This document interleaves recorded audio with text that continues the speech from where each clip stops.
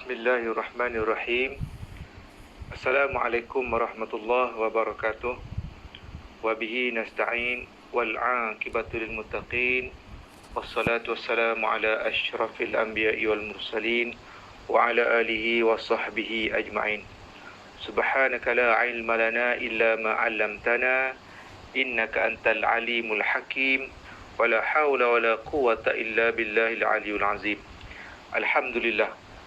Dalam slot bicara ilmu kali ini, saya akan berkongsi tentang pengurusan tekanan ataupun stres.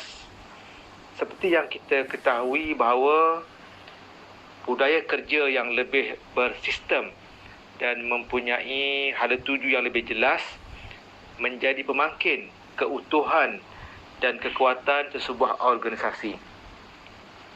Namun begitu, perubahan zaman dan hala tuju budaya kerja mengikut norma baru, warga pendidikan menyaksikan pelbagai tekanan kerja dan isu profesionalisme baru. Antara isu-isu yang sentiasa bangkit, yang pertamanya bebanan kerja yang semakin bertambah. Yang kedua, skema pengajaran dan pembelajaran PDPC yang sering berubah-ubah mengikut arus perubahan dan keperluan zaman dan masa. Yang ketiganya, tuntutan menguasai ilmu teknologi maklumat dan komunikasi. Yang keempat, masalah ekonomi sosial keluarga. Dan yang kelimanya ialah perubahan norma baru kerana pandemik COVID-19. Itulah di antara isu-isu besar yang menyebabkan tekanan ataupun stres. Sidang pendengar sekalian, apa itu stres? Stres adalah tindak balas emosi, fizikal dan mental akibat perubahan dalam sesuatu keadaan yang berlaku dalam kehidupan harian manusia. Untuk menjelaskan ini, tindakan emosi iaitu perasaan yang dizahirkan. Contohnya, perubahan daripada perasaan suka menjadi marah. Perasaan sayang menjadi perasaan benci. Itu adalah tindak balas emosi. Bagi tindak balas fizikal pula ialah perubahan bentuk anggota tubuh badan seseorang. Contohnya, dulu seseorang yang berbadan gempal kini menjadi kurus. Dari yang kuat menjadi lemah tak bertenaga. Dan ada yang di sebalik itu. Yang seterusnya, tindak balas mental. Tindak balas mental ialah dari yang berfikiran waras kepada yang berfikiran celaru dan kusut. Mungkin boleh menyebabkan sakit mental. Bermakna mental yang tidak sihat disebabkan perubahan keadaan dalam kehidupan seseorang. Stres juga merangkumi beban, tekanan, kebimbangan, keletihan, konflik, panik, kemurungan dan tidak bermaya. Sidang pendengar yang saya hormati, stres, anxiety, depression boleh diukur dengan menggunakan inventory DAS 21 dan inventory DAS 42. Saya menyarankan kepada guru bimbingan dan kaunseling boleh membuat saringan nasihat kepada pelajar-pelajar yang menunjukkan simptom-simptom stres. Dalam masa COVID-19 ini, pembukaan sekolah akan menampakkan pelajar-pelajar dan juga warga pendidikan tentang simptom-simptom stres ini. Bagi warga pendidikan atau guru dan juga AKP, kaunselor pendidikan akan menggunakan inventory stress personal PSI dan juga DAS 21 untuk mengukur tahap stres. Sama ada stres seseorang itu di peringkat rendah, sederhana dan juga di peringkat yang sangat teruk. Bagi yang mendapat keputusan sangat teruk, sama ada warga pendidikan atau pelajar-pelajar, kita akan merujuk kepada pegawai kesihatan daerah ataupun psikiatrik untuk menjalankan intervensi pemulihan. Untuk lebih jelas lagi, sebenarnya stres ini ada dua jenis. Yang pertamanya kita sebut sebagai eustress. Eustress ialah tekanan yang baik yang mendorong seseorang untuk melakukan sesuatu yang lebih baik.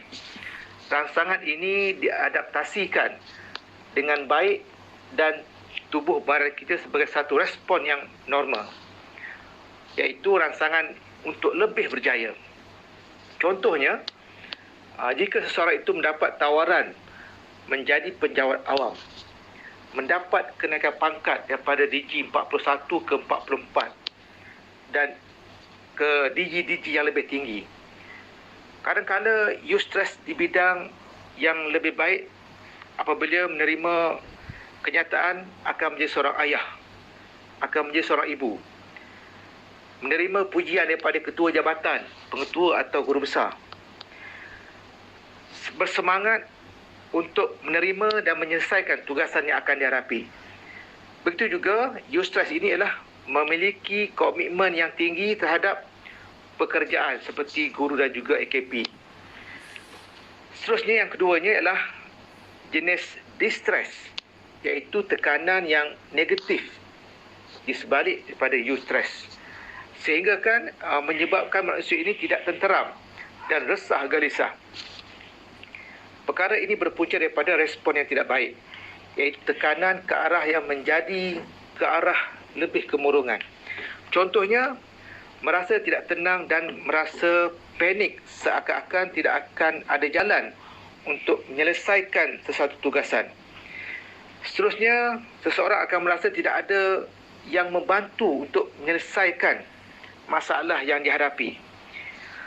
Seterusnya, merasakan bahawa semua yang anda lakukan tidaklah penting, tidak memenuhi seluruh keperluan anda dan tidak sebanding dengan tenaga, fikiran dan waktu yang kita curahkan. Seterusnya, kita lihat pula simptom-simptom dan petanda stres.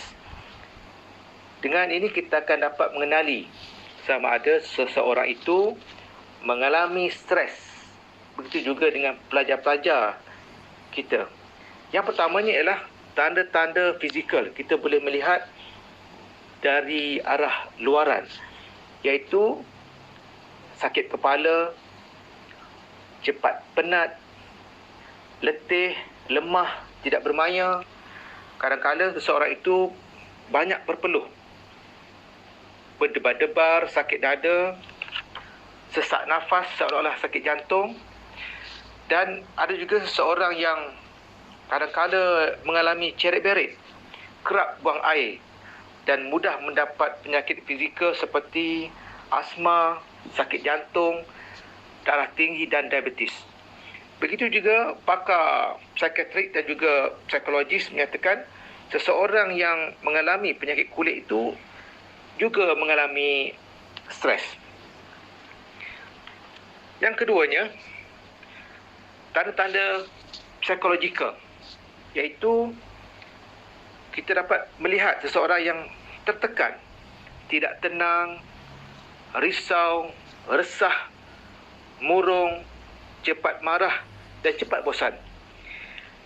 Seterusnya, yang ketiga ialah tanda-tanda sosial, iaitu berlakunya hubungan antara dua orang seperti suami isteri, jiran, rakan sekerja akan terjejas. Berlaku juga penyalahgunaan dadah, isap rokok berlebih-lebihan, seseorang yang selalu ponteng kerja dan menyebabkan produktiviti merosot. Seterusnya, kita lihat petanda wujudnya stres. Petanda wujudnya stres, yang pertama ialah dari segi fizikal. Dari segi fizikal seseorang, kita akan lihat ianya keletihan, susah tidur, sakit-sakit badan di bahagian bahu dan juga belakang, Yang keduanya, kita lihat dari segi mental. Seseorang akan hilang tumpuan, mudah lupa. Kadang-kadang seseorang yang mahir dalam matematik, yang senang untuk mencongak bilangan-bilangan, apabila mengalami stres, dia tidak dapat mencongak dengan baik. Yang ketiganya, dari segi emosi. Dari segi emosi, seseorang yang mudah marah, sensitif, hilang sabar, berlaku perkara-perkara yang negatif. Dan yang keempatnya, kita lihat dari segi perangai, iaitu tabiat. Lahir tabiat seperti menggigit kuku. Pada kebiasaannya, dia tidak pernah melakukan. Tetapi, apabila mengalami stres, berlakulah perangai-perangai ataupun tabiat-tabiat yang di luar jangka. Seperti menggedik-gedikkan kaki, makan yang berlebihan, merokok yang berlebih-lebih juga, dan bertindak secara agresif. Akhir sekali untuk bicara ilmu kali ini, saya ingin berkongsi tentang kaedah menguruskan tekanan. Saya akan ambilkan dua saja. Yang pertamanya, kita hendaklah memahami kebaikan serta kepentingan tekanan dalam kehidupan. Ini bermakna dalam kita mengalami stres, sebenarnya stres itu menyebabkan kita bertindak ke arah yang lebih positif. Menyebabkan badan kita melahirkan hormon-hormon yang bertindak ke arah yang lebih baik. Yang kedua, dalam kaedah-kaedah mengurus tekanan yang dicadangkan oleh pakar-pakar, yang pertamanya, kita bersikap realistik dalam kerjaya dan bertanggungjawab. Berarti kita bekerja secara ikhlas dan juga bersungguh-sungguh. Yang kedua, kita menyedari kekuatan dan juga kelemahan diri. Dengan ini, kita akan dapat memperbaiki dan kita akan dapat meningkatkan kemahiran diri kita. Seterusnya, yang ketiga, hendaklah sentiasa berfikiran dan bersifat positif. Ini semoga kita sentiasa melahirkan pemikiran yang rasional dan dapat bertindak dengan cara yang baik.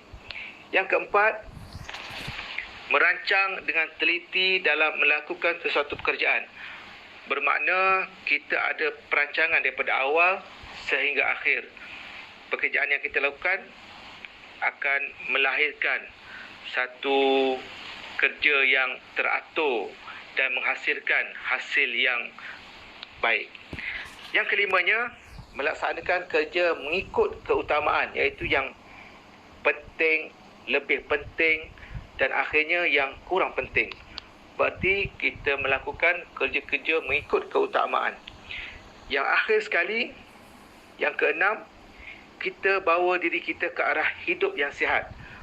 Bermakna dalam kehidupan kita, kita lebih suka kepada perkara-perkara yang lebih ceria dan kehidupan yang normal. Dengan itu, kita akan dapat lakukan kehidupan kita tanpa stres yang tinggi. Saya harapkan ialah satu perkongsian daripada saya untuk kaedah menguruskan tekanan. Dengan itu, ini saja untuk perkongsian pada kali ini. Sekian. Wassalamualaikum warahmatullahi wabarakatuh.